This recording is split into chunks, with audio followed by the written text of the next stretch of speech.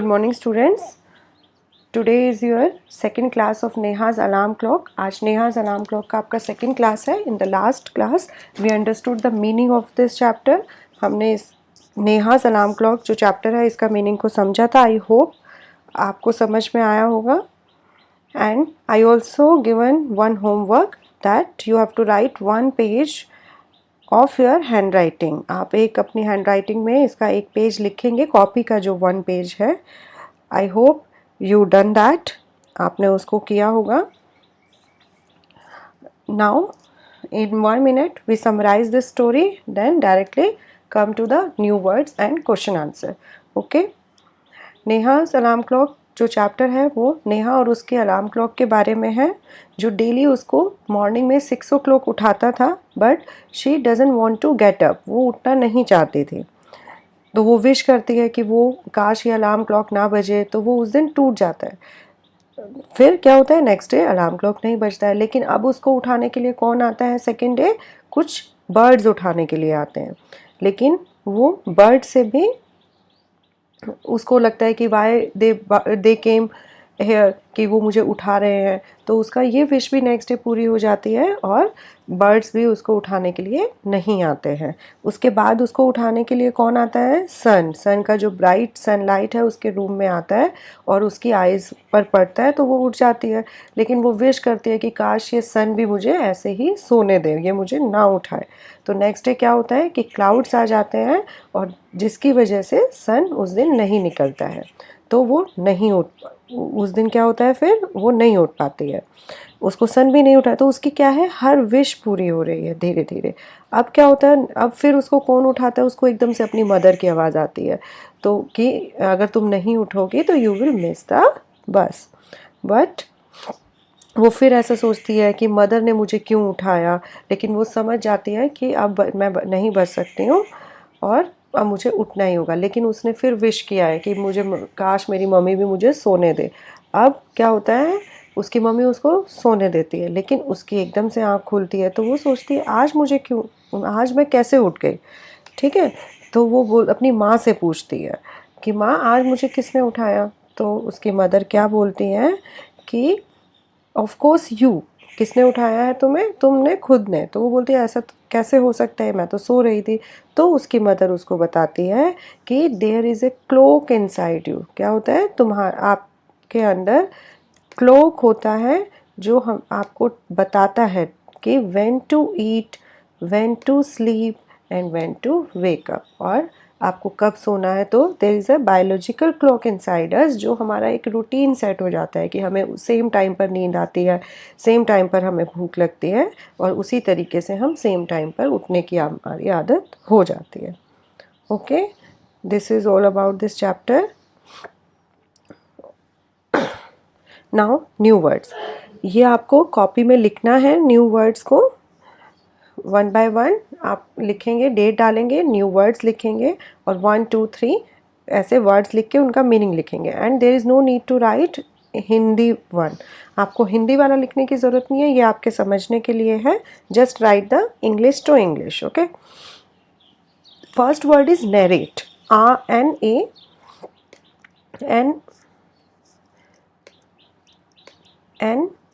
NARRATE. Narrate. Narrate मैंने उस दिन भी बताया था आपको, किसी भी चीज़ का वर्णन करना. ओके. Tell, TELL. किसी भी चीज़ को हम बताते हैं, सुनाते हैं किसी को, कोई इवेंट, कोई स्टोरी, तो हम क्या कर रहे हैं, नरेट कर रहे हैं. And the one who is telling, जो बता रहा होता है, उसको हम क्या बोलते हैं, नरेटर. NARRATOR. जैसे ये नेहा's अलार्म क्लॉक वाले चैप्टर में एक नरेटर है जो पूरी स्टोरी हमें सुना रहा है. Next word is snuggle. Snuggle is SNUGGLE. Okay. Snuggle. To be in a comfortable oblique means और रिलैक्स पोजिशन. जब आप किसी भी एक पोजीशन में रिलैक्स होते हैं, कंफर्टेबल होते हैं, तो हम उसको क्या बोलते हैं, स्नगल. ठीक है. जैसे Neha snuggles inside her warm blanket, है ना. या Neha wants to snuggle inside the warm blanket. वो उसमें ही लिपटे रहना चाहती थी. वो उसको बहुत अच्छा लग रहा है अपने ब्लैंकेट में सोना. ओके, तो जैसे यहाँ पे लिखा हुआ है baby snuggled down in his soft toy, ये उसका सॉफ्ट टॉय है और उसमें उसको पकड़ के वो इतने आराम से सो रहा है बच्चा, तो ये उसकी कंफर्टेबल पोजीशन है, तो that's why here we use the word snuggle. Okay, third is mutter, MUTTER, मटर। जब हम अपने मुंह में ही कुछ कुछ बड़बड़ाते रहते हैं, बहुत तेज से नहीं बोल रहे हैं, अपने आप में ही कुछ बोलते रहते हैं, तो उसको हम क्या बोलते हैं, मटर। स्पीक वेरी क्वाइटली, बहुत धीरे से बोलना, बड़बड़ाना। Okay, next third is unfair. Unfair means not right, जो अनुचित हो, जो ठीक नहीं है, जो सही नहीं है, उसको हम क्या बोलेंगे, अनफेयर। जायज़ नहीं है कुछ चीज़, तो उसके लिए हम वर्ड यूज़ करते हैं unfair, not right. First you understand the word and their meaning, उसके बाद आप उसको लिखिएगा। Then forget, FORGET, forget. Forget मतलब भूल जाना, ठीक है, हम किसी भी चीज़ को भूल जाते हैं तो भूलना। Fail to remember, remember means याद रखना, तो फेल टू रिमेंबर जब हम कुछ भी चीज़ याद नहीं रख पा रहे हैं, मीन्स भूल गए हैं, तो हम उसको क्या लिखेंगे, forget. Okay, next is window sill. Okay, window sill, window sill क्या होता है, जो यहाँ पे एक स्पेस है जिसमें आप कुछ चीज़ें रख सकते हो, ठीक है। कई बार क्या होगा, विंडोज़ पूरा ऐसे सीधी लगी होगी, लेकिन कहीं कहीं विंडोज़ में क्या है, कुछ स्पेस होता है, वहाँ पे हम कुछ रख सकते हैं, तो उसको हम क्या बोलते हैं, window sill. The bottom part of the window, the bottom part of the window, WINDOW, window. Okay, you can see here also, ये 2 डिफरेंट टाइप्स का विंडो दिखाया हुआ है, जिसमें एक में कहीं पे भी जगह नहीं है, तो there is no window sill. And यहाँ पर एक ऐसे प्लेटफॉर्म सा बना हुआ होता है जहाँ पे हम कुछ सामान रख सकते हैं, ज़रूरी नहीं है कि सामान ही रखने के लिए है, उसको हम क्या बोलते हैं, विंडो सील। ओके, इस वाले स्पेस को हम विंडो सील बोलते हैं। Okay, this one. Next is snores, snore, SNORES, snores, जब खराटे लेते हैं हम, ठीक है, सोते हुए मुंह में से आवाज़ आती है, कुछ लोग सोते हैं तो उनके खराटे की आवाज़ आती है, उसको हम बोलते हैं snores. Make a loud noise while sleeping, जब सोते हुए हम कोई बहुत तेज़ से आवाज़ करते हैं तो उसको हम क्या बोलते हैं, स्नोर्स। नेक्स्ट इज़ रिलैक्स, ये आपको सबको इसका मीनिंग पता होगा, रिलैक्स, ठीक है, मैं रिलैक्स कर रहा हूँ, जब आप कभी भाग लेते हैं, कोई एक्सरसाइज करते हैं, then you relax your body, तो वो फील काम, जब आप थोड़ा सा रेस्ट लेते हैं, सुकून मिलता है आपकी बॉडी को, तो हम उसको क्या बोलते हैं, feel calm, FEELCALM। Okay, these are the 8 words, new words in the book में है, ये आपके 8 वर्ड्स, तो आपको इसका मीनिंग लिखना है। And there is no need to write, Hindi वाला जो पोर्शन है वो नहीं लिखना है, आप सिर्फ इंग्लिश वाला ही जो मीनिंग है वो आपको कंप्लीट करना है। Okay, this you have to do in your copies, आपको ये अपनी कॉपीज़ में करना है। Okay, I hope you all have taken out your books, आपने अपना सब बुक्स निकाल ली होंगी। आपके नेक्स्ट बुक में जो पेज नंबर है 10, after this there is a page 10 and 11, हम ये कंप्लीट करेंगे। ये आपको बुक में ही करना है, कॉपी में नहीं करना है। मैं आपको बताऊंगी कि इसमें से आपको क्या क्या चीज़ें कॉपी में करनी है। First come to the page number 10, 10 page number पे आ जाइए।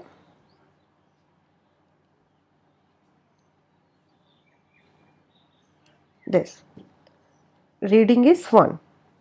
ओके, आपके इसमें ये दिया हुआ है,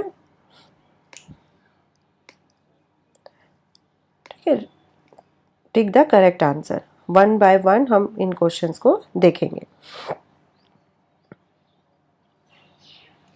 reading is fun, tick the correct answer, आपको टिक करना है करेक्ट आंसर्स को। ऑप्शन दिए हुए हैं 3, जो करेक्ट है उसमें ये जो बॉक्स है वहाँ पर आपको टिक करना है।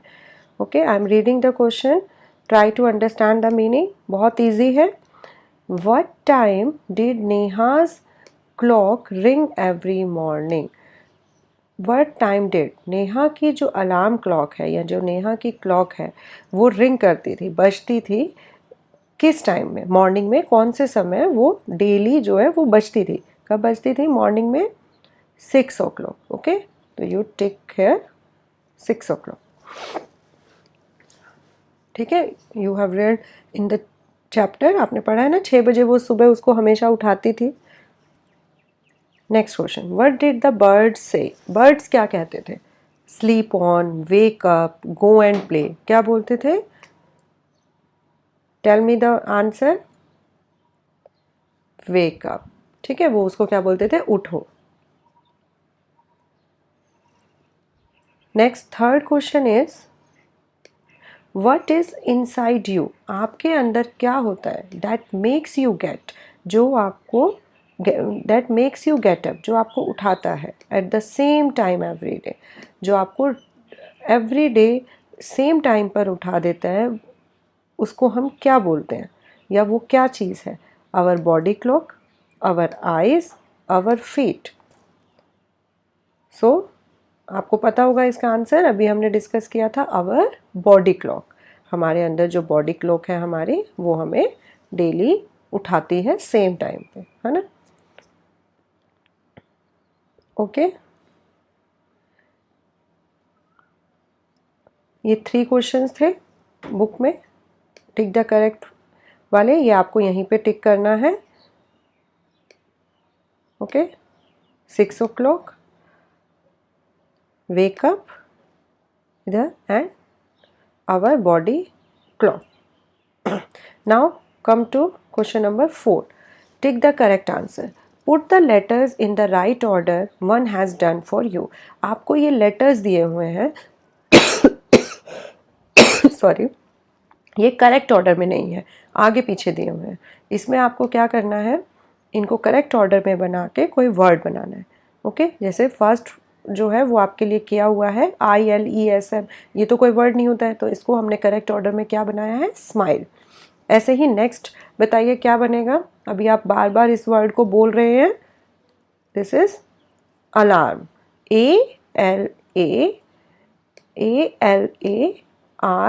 ALARM, alarm. Next is clock, CLOCK, clock. ठीक है. नेक्स्ट इज ये वाला कौन सा, क्या बनेगा? This morning. Okay, MORNING, morning. Next snored, SNORED, snored means अभी हमने पढ़ा था खराटे लेना. Okay. Next is window, WINDOW, window. Okay, आपको इनके सबका मीनिंग पता होगा. स्माइल, स्माइल करना. अलार्म, हंसना, थोड़ा सा मुस्कुराना.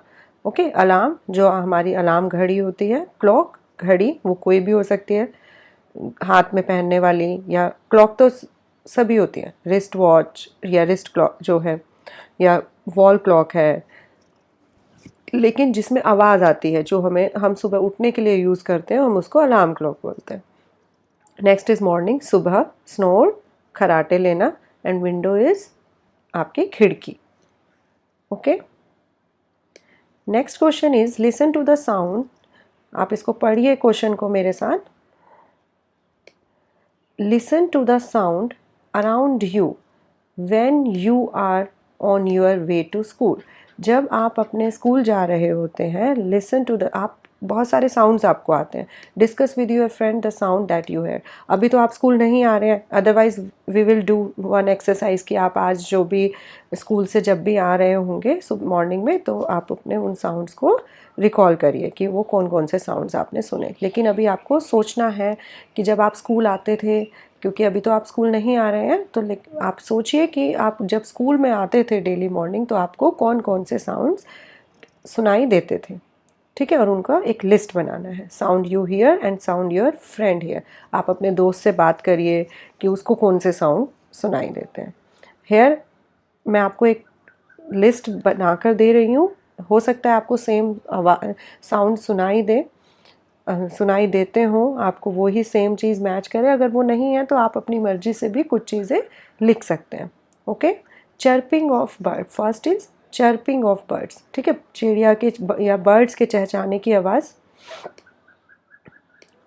ठीक है, हमने पढ़ा था chirping of birds. Horn of cars, car का या किसी भी व्हीकल का आवाज़, हॉर्न का आवाज़ आता है। बार्किंग ऑफ डॉग, जो डॉग है उसके भौंकने की आवाज़ आती है, उसको हम क्या बोलते हैं, बार्किंग। जैसे बर्ड्स के लिए हम चर्पिंग यूज़ करते हैं, ऐसे ही डॉग के लिए हम क्या यूज़ करते हैं, barking. Tick tick of clock, ठीक है, घड़ी जो है उसकी आवाज़ आती है, टिक टिक। ट्रिन ट्रिन ऑफ बाईसाइकिल, जो बाईसाइकिल है उसकी जो घंटी है उसकी आवाज़, साउंड कैसा होता है, ट्रिन ट्रिन। And sound your friend here में साउंड ऑफ टीवी, ठीक है, आप जा रहे हैं किसी के घर में, किसी की शॉप में, कहीं पे टीवी चल रहा है, ओके, तो उसका साउंड आता है। साउंड ऑफ पीपल टॉकिंग, कुछ लोग बातें कर रहे हैं ना, जहाँ पे बस स्टैंड पे या आप वॉक करके स्कूल आ रहे होते हैं तब भी आप कहीं ना कहीं पर देखेंगे कि कुछ लोग बात कर रहे हैं। मिल्क मैन्स वॉइस, जो दूध देने वाले हैं उनकी आवाज़ आती है। रेडियो की आवाज़ आती है, ठीक है, कहीं पे कोई रेडियो में कुछ गाना बज रहा है या कुछ न्यूज़ आ रहा है। Sound of shutter of shops, बहुत सारे टाइम में क्या होता होगा कि कोई अपनी शॉप को ओपन कर रहा है तो वो जो शटर्स होते हैं, शटर जो आगे लोहे वाला पोर्शन चीज़ होती है जिससे वो उसको बंद करते हैं अपनी शॉप्स को, तो उसकी आवाज़ आती है, वो खोल रहे होते हैं अपने शॉप। ओके, आपको समझ में आई है? तो sound you here and sound your friend here, ये आपको बुक में ऐसे करने के लिए दिया हुआ है, आपको वहीं पे ही लिखना है। ये टिक द ऑप्शन वाला क्वेश्चन है, वो भी आपको बुक में करना है, ये भी आपको बुक में करना है, और जो साउंड वाला जो अभी अभी हमने कंप्लीट किया है ये भी आपको सेम यहीं पर लिखना है।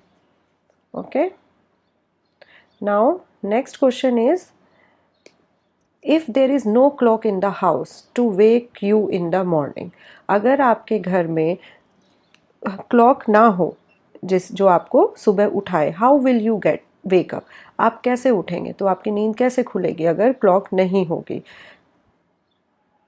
आपको इसमें क्या करना है, यहाँ पर भी जो मैं आपको बताऊंगी उसमें से कोई भी एक ऑप्शन, जितना यहाँ पे स्पेस है आप तीनों भी लिख सकते हैं, नहीं तो बाकी एक या दो ऑप्शन आप यहाँ लिख सकते हैं, और ये वाले उसमें भी आप यहीं पे जो स्पेस है वहीं पे छोटा छोटा करके पेंसिल से लिखिएगा, ठीक है। पेन आपको यूज़ नहीं करना है बुक में, अगर इरेज करना पड़े तो आप पेंसिल से इरेज कर सकते हैं उसको ईजिली ना।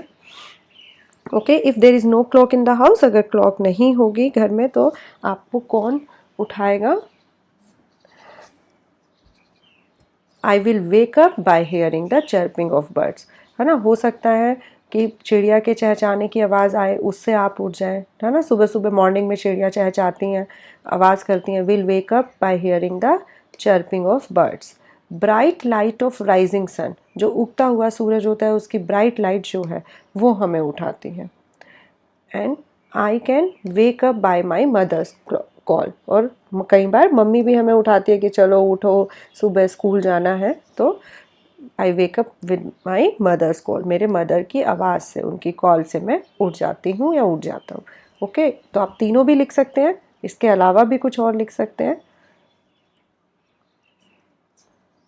Next is, what are the different ways of knowing the time during the day, जो टाइम है वो क्या, what are the different ways, क्या क्या तरीके हैं, what are the different ways of knowing the time during the day, जब दिन में, अभी तो हमें क्लॉक है उसमें, अच्छा 2 बजे हैं, 1 बजा है, हम ये देख लेते हैं, लेकिन अगर क्लॉक नहीं है तो हमें क्या तरीका है कि हमें टाइम पता चलेगा,